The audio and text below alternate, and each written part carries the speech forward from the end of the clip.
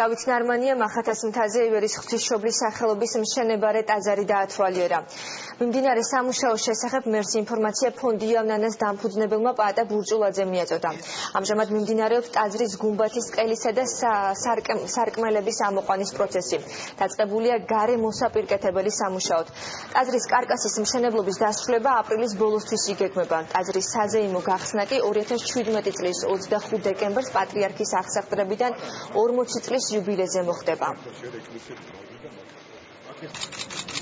წელს ერთობლივად მიმდებარე ტერიტორიის გამწვანებაზე ვიზრუნებთ. გარდა ამისა, ამ ორ დიდ ტაძარს შორის, ანუ სამებიდან აქამდე ამოსასვლელი ქვაფენილის გზა წელს გვაქვს დაგეგმილი და დაიწყება სამუშაოები, ხოლო უშუალოდ ამ ტაძრის მიმდებარე ტერიტორიის კეთილმოწყობა და აქ შემოსასვლელი გზის კაპიტალური სამუშაოები მომდევნო წელს არის დაგეგმილი.